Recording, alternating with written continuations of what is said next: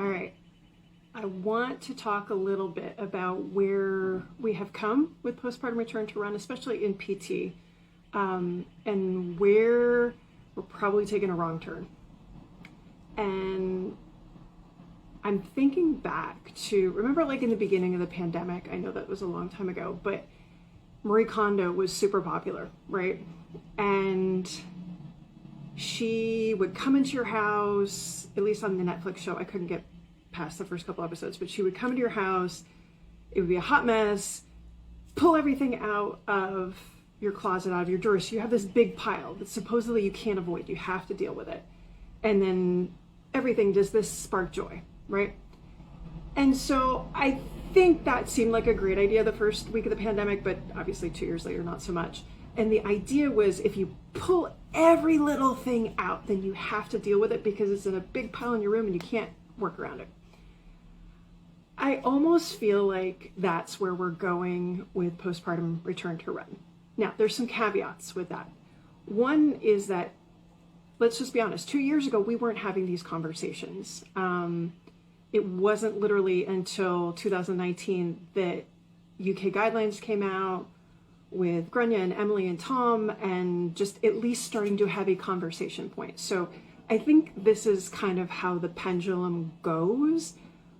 Just like common but not normal was, groundbreaking, and then all of a sudden it was overdone, and now we've kind of settled back to the middle. So what I'm thinking is happening, and we've got some newer papers out, and I know there's a Delphi study that's kind of looking at what are all the things that we need to look at with postpartum return to sport, postpartum return to exercise. And I do think the pendulum has to go this way because, how do we know what we don't know? But I think in the process, we're going to drag some people down, and we're going to make it harder than it is. And I think we're going to disenfranchise some of the women we're actually trying to help. So there was a study that came out in the Journal of Women's Health PT, about a month ago, rehabilitation of the postpartum runner, 4-phase approach. And the idea is you're screening for pelvic health, screening for impact readiness. And I think the things that just kind of tipped me is a full gait screen and a full manual muscle test and a comprehensive muscle skeletal screen. And I think that's put there with the intent of just make sure nothing random is going on. Make sure that generally they're doing okay. Generally gait is looking okay. But here's the problem with that. I dare say that most pelvic health physical therapists, and again, been doing this for 23 years, so I feel like I have an ability to say this. Most pelvic health physical therapists, when you say to them, do a gait screen, they're going to revert back to what they were taught in PT school, which is like a 25-point checklist. And God forbid they find one tiny little thing wrong, and then they micro focus on that. And then before you know it, you're bogged down in rehab on this tiny little like foot whip thing that, to be honest, that physical therapist is not trained to address, or they don't know that it might actually not matter. And this is where I think the pendulum is going to come and bite us in the ass, quite honestly, is that in the process of trying to get more information and be more comprehensive and more holistic, looking at our postpartum moms getting back to running, we're going to have a lot of people, a lot of therapists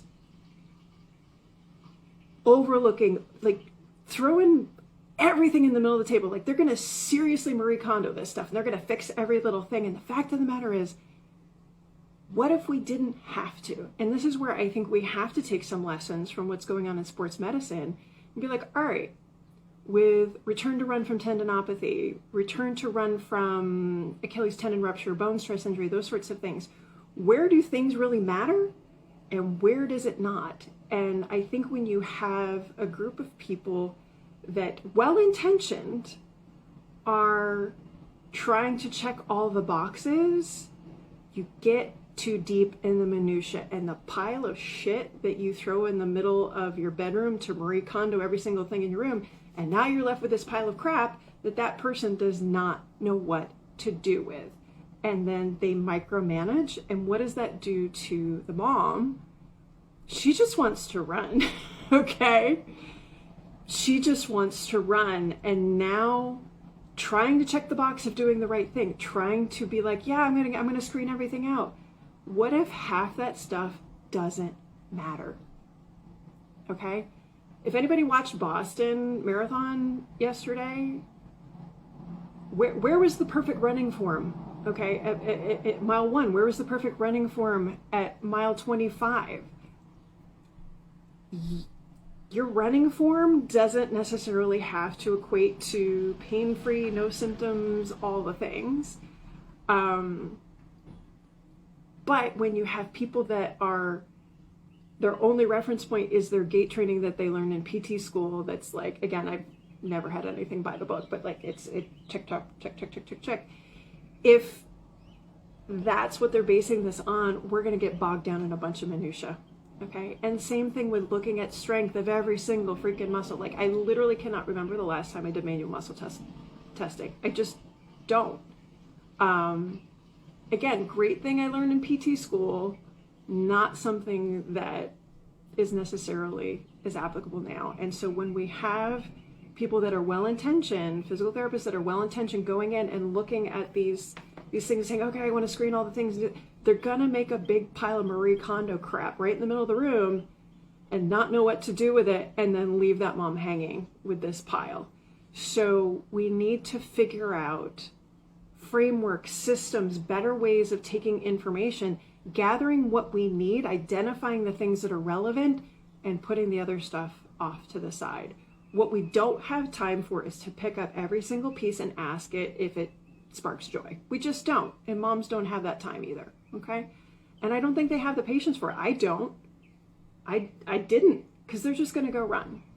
So what I am suggesting is that rather than all-encompassing, and again, I feel like the research, it's valid, it needs to be done, because you can't figure out what you shouldn't be doing and shouldn't be doing until all this stuff is out there. So this isn't a criticism of the research. This is knowing what I know about my profession, and they will latch on to a paper like this and minutia it to death.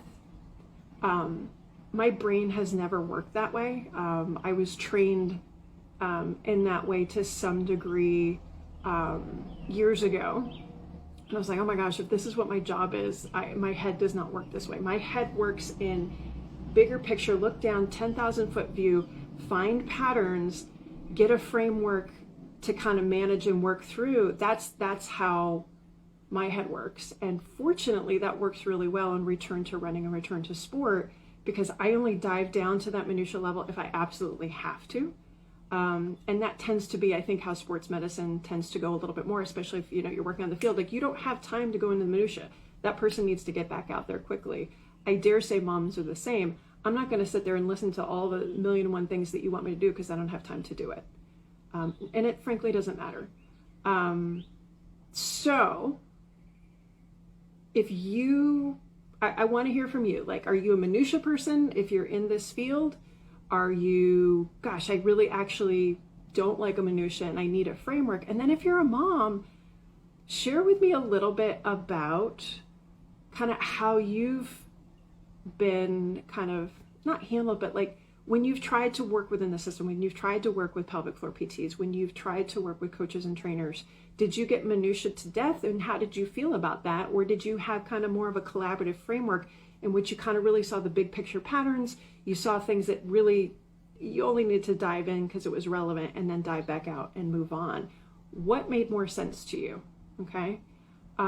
So I want to see kind of both from a professional perspective and from kind of a mom perspective, what resonates with you. I know what resonates with me, not only as a mom, but like as a professional, how my head works. If you like how that works, make sure you check link in bio. I have a free masterclass coming up next week. We've got 3 dates and times for Postpartum Pros, the secrets to getting your moms back to running. What are the things that you need to know about the return to run readiness screen? What are your top 3 questions about getting them back quicker? And the 1 question that you should be asking. So link in bio to check that out. Again, 3 dates and times, that's completely free. It's for our Postpartum Pros, pelvic health therapists, regular orthopedic therapists who work with postpartum moms, coaches, trainers, running coaches, you name it. Definitely check that out. And that is next week, so 26th, 27th, and 29th of April.